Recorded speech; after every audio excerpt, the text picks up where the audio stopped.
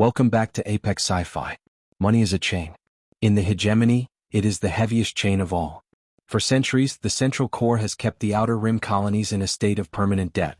They borrow for seeds, they borrow for air, and they borrow for life. The interest rates are designed to ensure that no one ever finishes paying. A child is born into debt and an old man dies in it.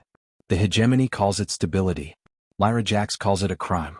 The heart of this system is the Iron Spire, the Central Treasury. It is located on a world of pure metal, guarded by a fleet of capital ships and a security network that can track a single grain of dust moving in the wrong direction. No one has ever robbed the treasury.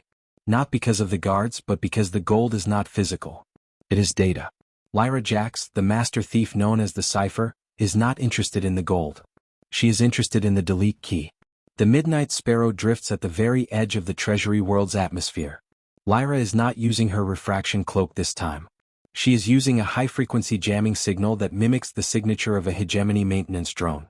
She slips through the orbital defense grid like a needle through silk.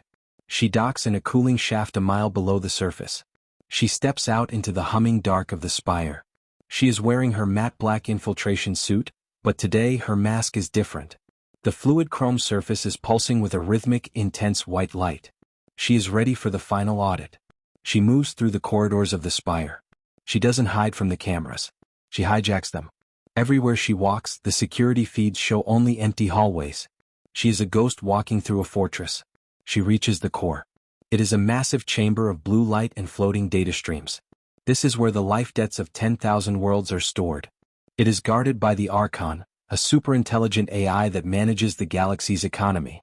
The Archon speaks, its voice echoing through the chamber like thunder. You are Lyra. You have come to steal what cannot be taken. Your mission is a statistical impossibility. Lyra does not answer with words. She walks to the central pedestal and places her hands on the light. The battle begins. It is not a fight of guns but of minds. The Archon launches a million counterhacks. It tries to fry Lyra's neural glass mask, to burn her brain with a surge of raw data. The surface of Lyra's mask explodes into a frantic, blinding dance of neon violet and emerald patterns. The light is so bright it illuminates the entire chamber. She is absorbing the Archon's attacks and turning them back into code. She is the bridge between the machine and the mission. She feels the weight of a billion lives on her shoulders. She sees the data streams for the mining colonies, the frozen worlds, and the starving moons. She sees the numbers that have kept them in chains. Accessing Master Directory, Lyra whispers. Her voice is a distorted, synthetic roar. The Archon screams in the digital void. You will destroy the galaxy. Without debt there is no order.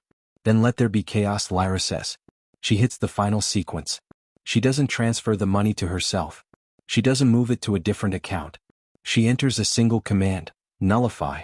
On every screen across the galaxy the numbers begin to change. On the mining moon of Ethel, the debt clocks stop. On the frozen world of Boreas, the bills vanish.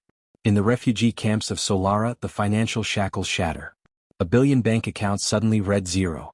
Not zero credits but zero debt. The Archon flickers and dies as its primary purpose is erased. The blue light of the core turns into a soft, calm violet. Lyra pulls her hands away.